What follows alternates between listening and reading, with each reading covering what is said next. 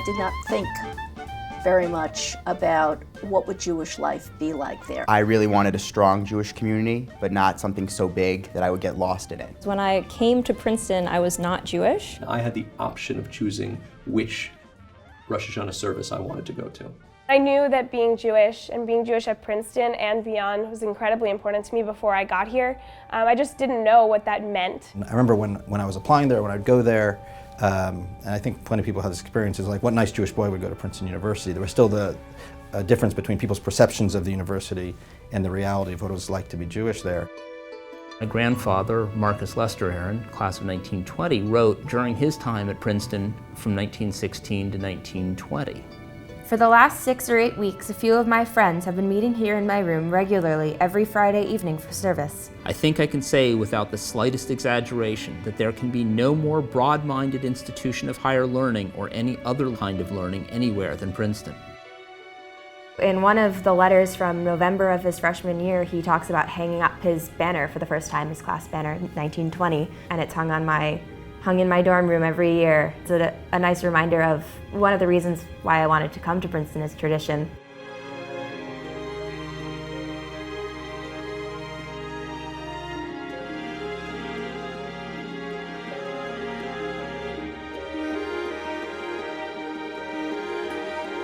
My grandfather's first cousin came to Princeton in the early 50s after surviving the Holocaust when hiding in a monastery, and then came over to Paterson, New Jersey, and decided to apply to Princeton and persisted after being told that Jews don't really get in there.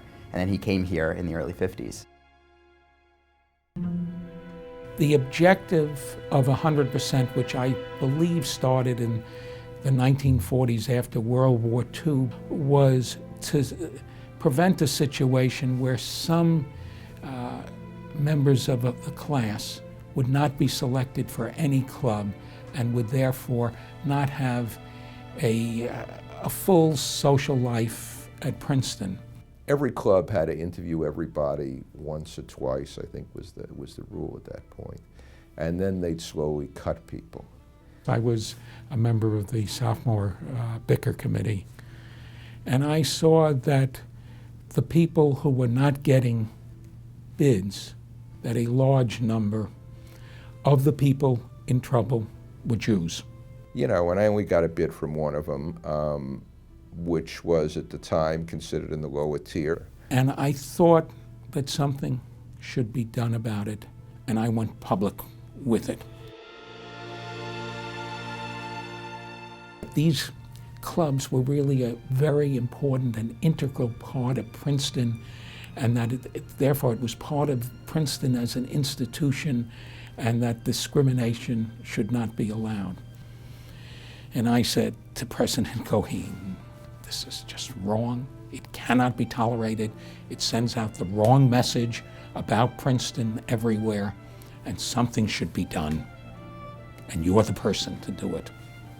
I mean, almost, I'm reliving some of that conversation. I mean, done in a very respectful way, but there was no missing my meaning.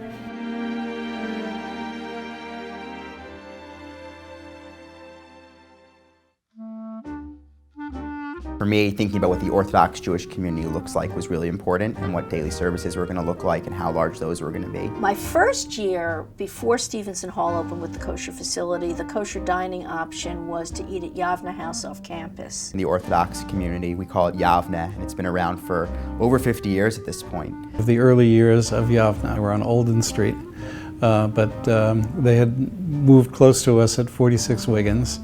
Then they had this kosher house, and it was very nice. It wasn't exactly university rules. There was one cook who provided all 3 meals, and if you came to morning services, you were invited to stay to breakfast. It was a very small group, largely graduate students, and I felt I was really being removed from my peers, and I wasn't forming a community with other students on campus, Jewish and non-Jewish, because mostly you form a community with the people you eat with and live with. If you had a kosher eating house on campus, supported by the university, that would be a magnet for undergraduates. But then the university put a lot of money into setting up a kosher dining hall at 83 Prospect, And in return, they demanded that the Jewish community come up with 40 meal contracts. When Stevenson Hall opened with a kosher facility, it was one of only 3 universities in the country where you could eat kosher in a university-sponsored facility, the other 2 being Yeshiva University and Brandeis. So of course it immediately became very attractive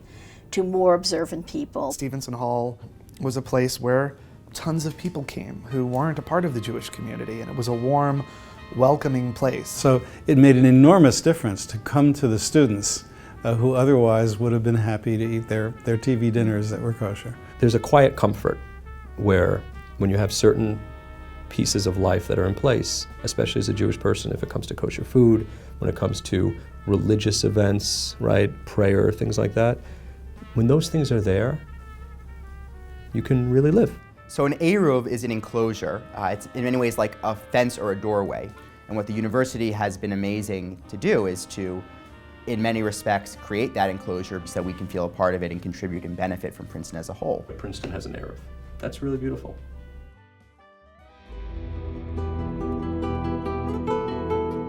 It just seemed to me that the university would be a much richer, better learning environment if it had a variety of people from different backgrounds, different points of view, interacting easily and comfortably with each other. And that has not always been true in Princeton's history. In our proper effort to celebrate the successes of Jewish students at Princeton over many, many years, we should recognize that it's not always been an easy path.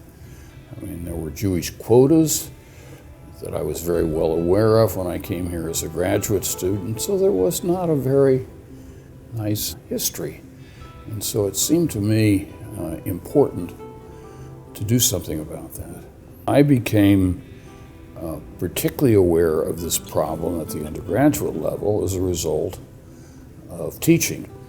As I talked with Jewish students, I became aware that they really did not feel in all respects comfortable at Princeton.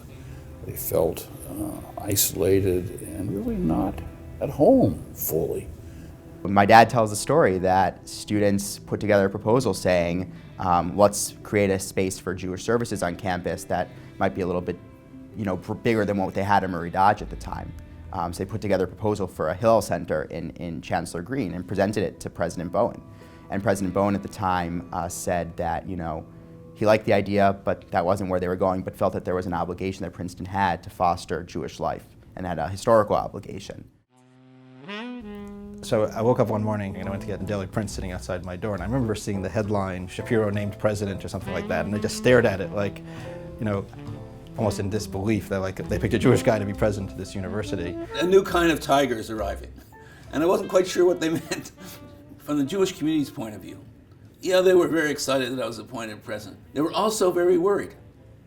Why are they worried? They're worried that I might fail, right? And how would this reflect on them? Once my appointment was announced, it was very clear that many Jewish alumni in particular wrote me letters saying how important this was to them. They never thought this would happen, that they didn't imagine that Princeton in the fullness of history would ever get to this point. So, for example, I think the person who actually eventually provided the money for the Center for Jewish Life, this was the reason he did it.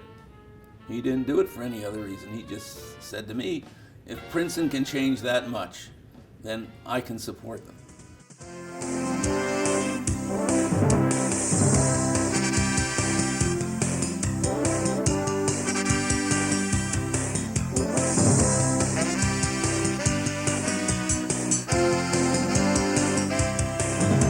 The community here in the CJL is very tight, and it just feels very comfortable and very much like home.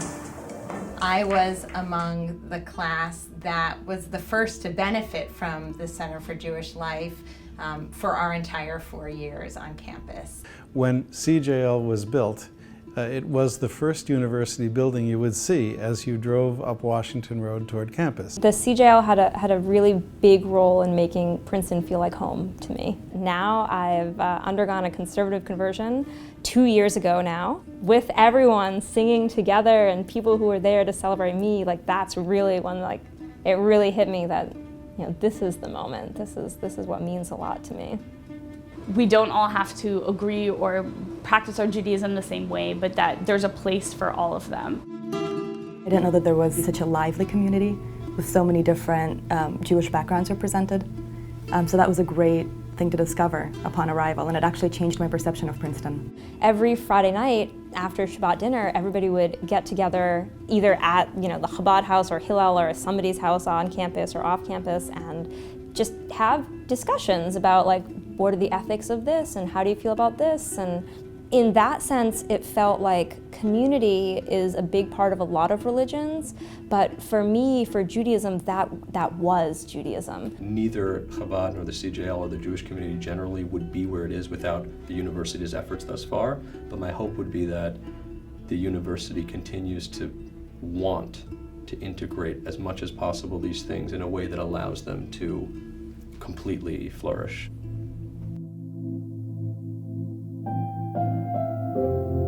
I really want to acknowledge Jim Diamond, Rabbi Jim Diamond. His passing was a tremendous loss for the Jewish community and for the university community. He was an amazing thinker, a mensch, someone who was just a great person all around. Rabbi Diamond was somebody that I looked up to. I always saw him as a mentor, and I think he really encouraged me in terms of my own leadership and in terms of pursuing a career in the rabbinate after Princeton.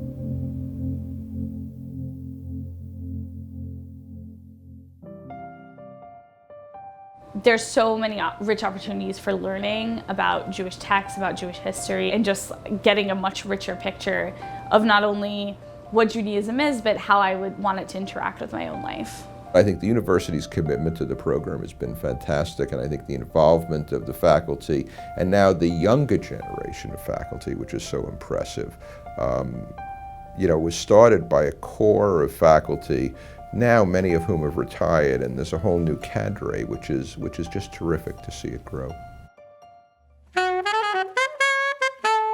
I had an amazing discovery when I was helping my son with a family history project. Found out that my mother, who had kept this secret throughout her life, was Jewish, and that I was Jewish. And that's been a very meaningful discovery for me in my life, and it certainly has affected my relationship to Jewish life at Princeton.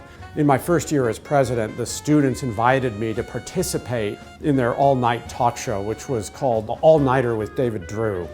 And they had found out about my recent discovery that I was Jewish, and so they asked me whether or not I had been bar mitzvahed, and of course I hadn't. And then they bar mitzvahed me on stage in a wild 3-minute celebration that took all the main elements of a Long Island bar mitzvah and brought them onto a Princeton stage and condensed them. At the end of it, they were hoisting me up in a chair. They were having fun. I was kind of having fun. Their parents were very worried in the front row that they were about to drop the president of the university on the stage. But it was one of the most memorable experiences that I've had as a Princeton president.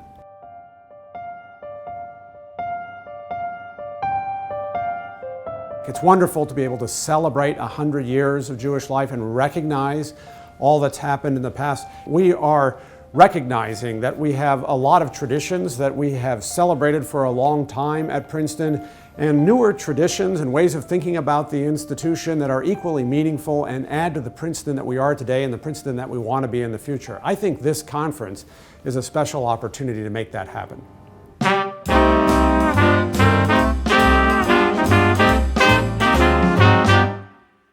By me, this to shame. Oh, let me explain. By me, this to shame means that you're grand.